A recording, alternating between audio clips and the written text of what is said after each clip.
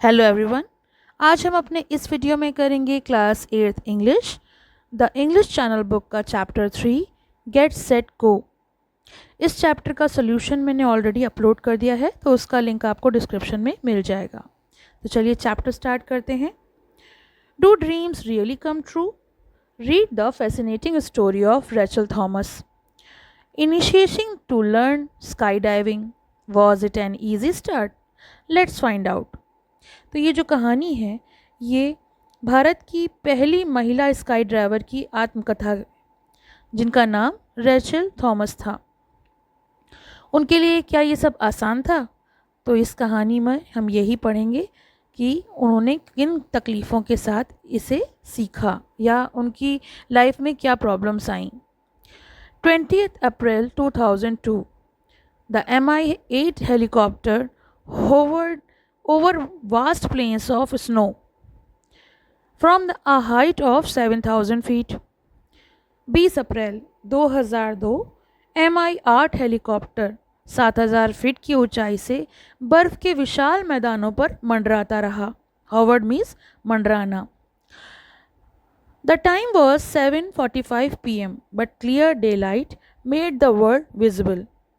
शाम के 7:45 हुए थे, लेकिन साफ दिन के उजाले में दुनिया दिखाई दे रही थी। This was in the land of the midnight sun. The land of the midnight sun is also known as Norway. तो ये सब नॉर्वे में हो रहा था। From Borneo Ice Airport. Borneo Ice Airport से at 89th latitude in the Arctic Circle. 89th यानी नवासीवें अक्षांश पर, लैटिट्यूड कहते हैं अक्षांश को, 89वें अक्षांश पर ये सब आर्टिक सर्किल में हो रहा था। The group of ambitious sky driver had been airborne to point zero at North Pole. और एक ग्रुप था, एक समूह था स्काई ड्राइवर्स का, और जितने भी स्काई ड्राइवर्स थे वो काफ़ी महत्वाकांक्षी थे, और उनका पूरा ग्रुप एक समूह के उत्तरी ध्रुव पर पॉइंट जीरो तक हवाई यात्रा कर रहा था। I was one of them in the group. मैं उस समूह में से एक थी।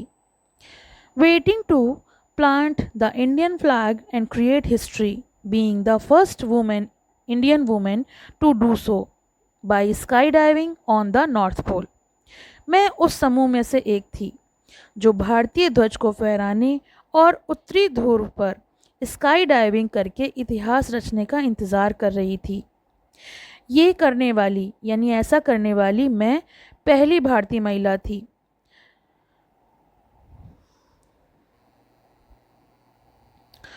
An opportunity of Prestige and pride. अब ये मौका जो था, ये अवसर जो था, प्रतिष्ठा का और गौरव का था। बहुत सम्मान की बात थी ये। An experience of a life time. ये मेरे जीवन का एक ऐसा अनुभव था जिसे अनुभव करने के लिए मैंने एक सपना देखा था। Our jump master decided the point of exit from the aircraft. When it was my turn, I waited him to shout, "Go!" while my eyes were focused downward. हमारे जंप मास्टर ने विमान से बाहर निकालने का स्थान तय किया, और जब मेरी बारी आई तो मैंने उनके जाओ चिल्लाने का इंतज़ार किया, जबकि मेरी नज़रें नीचे की ओर थीं। My vision from the height though didn't stay locked within the chunks of the snow scattered below. हालांकि उस ऊंचाई से मेरी दृष्टि रुकी नहीं।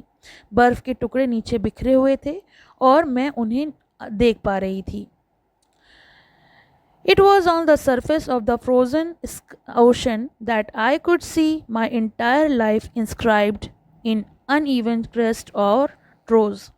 The visual was cloudy and blurred, but my memories were as transparent as crystal, as indomitable as the nothingness I was about to jump into. Rachel कहती हैं, वो बताती हैं कि वहाँ का जो मौसम था वो थोड़ा सा धुंधला था, दृश्य जो था धुंधला था, लेकिन मेरी यादें जो हैं क्रिस्टल की तरह पारदर्शी थीं, क्योंकि उनकी जो मेमोरीज़ बनी थीं वो उनके दिमाग में बिल्कुल छप गई थीं। उस शून्यता की तरह अदम्य थी जिसमें वो कूदने वाली थी। Go! I heard the jump master scream. और तभी उन्होंने जंप मास्टर का गो चिल्लाने की आवाज़ सुनी। And I loosen my feet to dive into the space, fly free like a bird in the air. और जैसे ही उन्होंने वो चीख सुनी कि जाओ, तभी उन्होंने अंतरिक्ष में गोता लगाया। वो बिल्कुल तैयार थी और आकाश में एक पक्षी की तरह स्वतंत्र रूप से उड़ने के लिए उन्होंने अपने पैरों को ढीला छोड़ दिया। As a child I often fantasized soaring high up in the sky like the eagles। वो आगे बताती हैं कि एक बच्चे के रूप में मैं अक्सर चील की तरह आकाश में ऊंची उड़ान भरने की कल्पना करती थी। That was where I wanted to go be। और मैं यही एक ऐसी जगह है जहाँ पर बिल्कुल एक हवाई जहाज की तरह उड़ना चाहती थी। I could spend hours on end just gazing at the large birds in the sky। मैं घंटों घंटों अपने सपने को पूरा करने के लिए आकाश में चिड़ियों को उड़ता देखा करती थी। Both the real and the metallic one. Real यानी असली चिड़िया और मेटेलिक वन यानी हवाई जहाज़। तो वो हवाई जहाज़ को अपना सपना मानती थी कि जिस तरह से वो उड़ता है वैसे ही वो भी उड़ना चाहती थी। I was mesmerised by the sky and it always had a special magnetic attraction beyond explanation. वो कहती हैं कि मैं आकाश से मंत्रमुग्ध थी। मंत्रमुग्ध मतलब यहाँ पर जो ये वर्ड दिया है मेस्मराइज्ड, यानी वो बहुत ज़्यादा उससे अटैच थी, उनका वो सपना था। मैं आकाश से मंत्रमुग्ध थी, इसमें हमेशा एक आकर्षण था मेरे लिए जिसका वर्णन करना संभव नहीं है। वो शब्दों में उस बात को बयान नहीं कर सकती। I knew there lay my freedom and happiness, born in a small town to the middle class parent in the mid 50s। ये मिड 50s की बात है कि वो मिडिल क्लास फैमिली में पैदा हुई थी। उनका जन्म मिडिल क्लास फैमिली में हुआ था और उनको आज़ादी और खुशी इतनी आसानी से मिलने वाली नहीं थी। जो चाह वो रखती थी। उस समय ऐसा मानना कि एक लड़की इस तरह के सपने देखे, ये बिल्कुल भी पॉसिबल नहीं था, संभव नहीं था। So the closest option was to be air hostess. तो अब जो वो सपना वो देख रही थी वो तो वो नहीं पूरा कर सकती थी, लेकिन उसके नज़दीकी सपना था उनका एयर होस्टेस बनना। तो उन्होंने सोचा शायद वो एयर होस्टेस बने तो आसमान में उड़ तो सकें, अगर वो उड़ान ना भर सकें तो कम से कम हवाई जहाज़ में जाकर अपनी उम्मीदों को कुछ तो पूरा कर सकें। तो उन्होंने निकटतम विकल्प एयर होस्टेस बनना चुना। When the hidden fantasy was out, my mother commanded me either tame my obnoxious dream or leave the house। लेकिन जब ये बात सामने आई तो माँ ने मुझे आदेश दिया कि या तो मैं अपने अप्रिय सपने को चुनूं या फिर मैं घर छोड़ दूं। This was way back in 1970। ये 1970 की बात है। A totally different era। ये बिल्कुल अलग युग था। Professions had some taboo attach to them. और कुछ व्यवसायों के साथ कुछ टाबू होती हैं, कुछ प्रॉब्लम्स भी जुड़ी हुई थी। महिलाओं को आज्ञाकारी और विनम्र माना जाता था। ऐसा माना जाता था कि जो औरतें हैं वो ओबीडियंट होनी चाहिए, सबमिसिव होनी चाहिए। Youngsters today will not even be able to fathom such thought. आज के जो युवा पीढ़ी है वो उस समय के विचारों में बिल्कुल समझ भी नहीं सकते, उनको ये बातें समझ में नहीं आएंगी। लेकिन but then the brain is more Mars and the heart is from Venus. I figured that soon when life spread before me a massive opportunity that was way bigger than my little dream. I grabbed it with my both hands. लेकिन जल्द ही मुझे एहसास हुआ कि जीवन में मेरे सामने जो एक बड़ा अवसर आया है उसको अगर मैंने थाम लिया, दोनों हाथों से पकड़ लिया, तो मैं अपने सपने को पूरा कर सकती हूँ। और आगे बोलती हैं, my story was already written by my maker, I was born to fly. क्योंकि मेरी कहानी का निर्माता जो था वो पहले ही मेरे जीवन में ये लिख चुका था और मेरा जन्म उड़ने के लिए हुआ था। इट वॉज 5 अप्रैल 1979। ये 5 अप्रैल 1979 था। and we were celebrating Rising Day at the Para Center Mess of the Parachute Regiment in Agra. और हम आगरा में पैराशूट रेजिमेंट में पैरा सेंटर मेस की स्थापना दिवस मना रहे थे. Life took a twist for me at this very norm formal army dinner. और इस समय मेरे जीवन ने एक मोड़ लिया. हम बेहद औपचारिक आर्मी डिनर के दौरान वहाँ पर थे और मेरे जीवन ने एक अहम मोड़ लिया. The images, the people, the tables, even the menu memories just roll back to me now. वहाँ की जितनी छवियाँ थीं, इमेजेस थीं, लोग थे, टेबल, यहाँ तक कि जो मेन्यू कार्ड होता है वो भी मेरे लिए एक याद की तरह है. जैसे ही मैं आंखें बंद करती हूँ तो वो सब चीज़ें मेरे आगे सामने आके खड़ी हो जाती हैं. मैंने उस स्वयं को उस समूह के साथ खड़ा पाया जिसके साथ होना उसका सपना था. I have no clue. मुझे कोई भी क्लू नहीं है. Call it a great destiny being orchestrated for me. ये वो बता ही नहीं पाई कि ये जो डेस्टिनी थी, ये जो चीज़ें रच गई थी, जो भाग्य था वो कैसे रचा गया था. ये उनकी किस्मत में था. लेकिन हर किस्मत, हर सपने के पीछे हमें मेहनत करना बहुत ज़रूरी है. And guess what the topic of discussion was. और आप गेस कर सकते हैं कि वहाँ पर जो बात डिस्कस की जा रही थी उसका विषय क्या था. नॉट शॉपिंग और मूवीज़. ना ही ख़रीदारी और ना ही मूवीज़, ना ही films.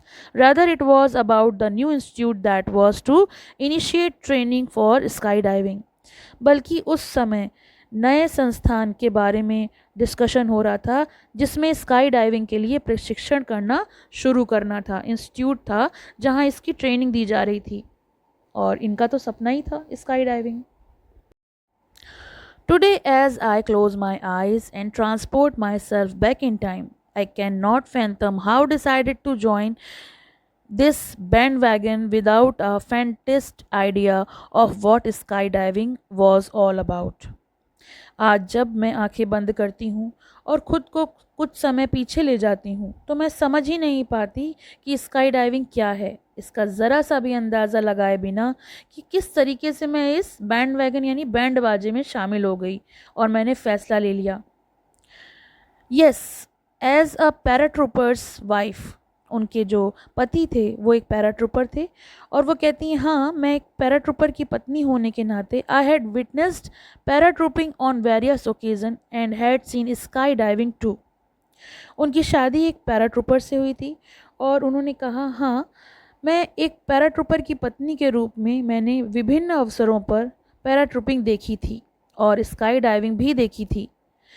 Yet I had no clue what I was getting into. फिर भी मुझे कोई अंदाज़ा नहीं था कि मैं क्या कर रही हूँ, कैसे मैं इसमें इन्वॉल्व हो रही हूँ. It all started on my passing evening with a crazy decision. Mrs. Chantal Singh, wife of Captain Shamsher Singh from the Parachute Regiment, was armed with an instructor's qualification and a fierce determination to start this institute in the country. ये वही गुजरती शाम थी जिसमें मैंने एक फ़ैसला लिया.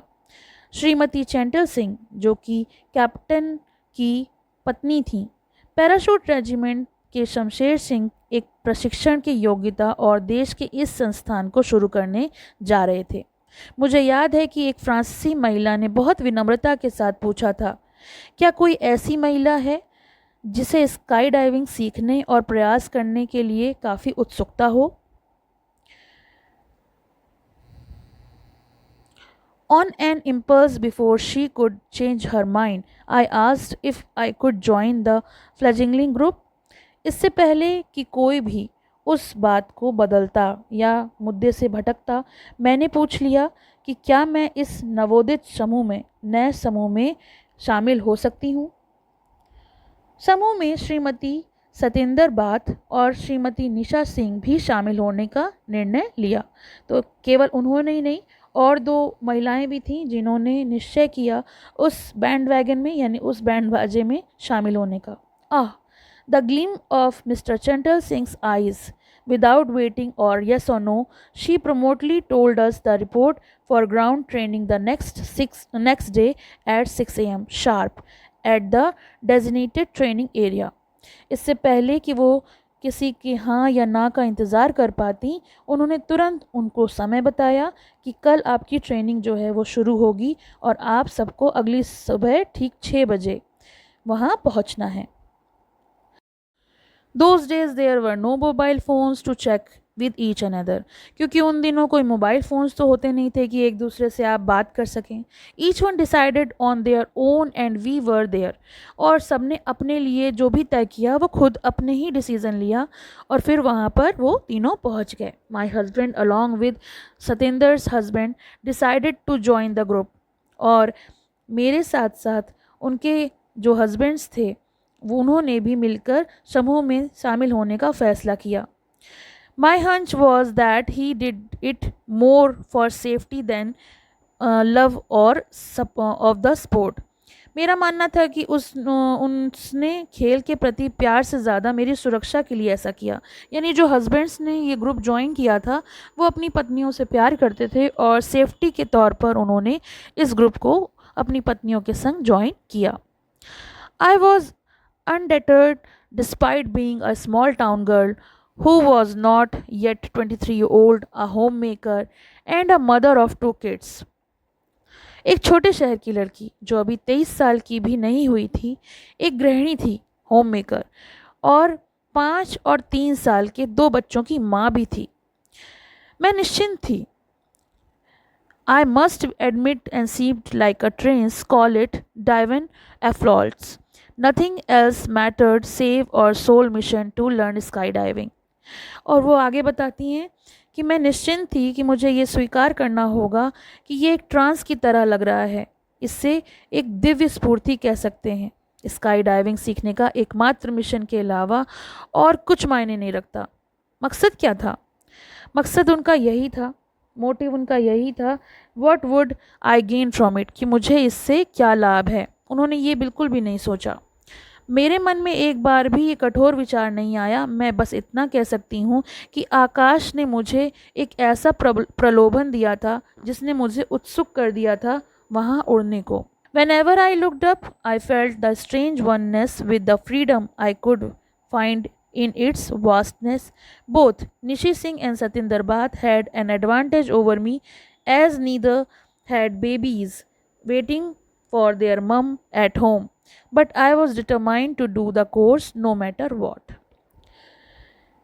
मुझे इसकी विशालता से मिलने वाली स्वतंत्रता के साथ एक अजीब एकता भी महसूस होती. निशी सिंह और सतिंदर बात दोनों ही मुझ पर बढ़त हासिल थी, क्योंकि दोनों के बच्चे घर पर उनका आने का इंतज़ार नहीं कर रहे थे. लेकिन मैं कोर्स करने के लिए दृढ़ थी, कुछ भी हो जाए. तो ये जो स्टोरी थी रेचल थॉमस द्वारा लिखित लिमिटलेस भारत, जो भारत की पहली महिला स्काई ड्राइवर थी, उनकी आत्मकथा थी. तो ये आपका एक्सप्लेनेशन कैसा लगा ये मुझे कमेंट बॉक्स में ज़रूर बताइए. और इसका सोल्यूशन का लिंक मैं आपको डिस्क्रिप्शन में दे दूँगी, तो आप वहाँ से देख सकते हैं. और क्लास 8 की कंप्लीट बुक का सोल्यूशन एंड एक्सप्लेनेशन आपको मिल जाएगा. उसकी प्लेलिस्ट लिंक भी मैं आपको दे दूँगी, तो आप वहाँ से देख सकते हैं. Thank you for watching. पसंद आया हो तो लाइक करें, शेयर करें और चैनल को सब्सक्राइब करें.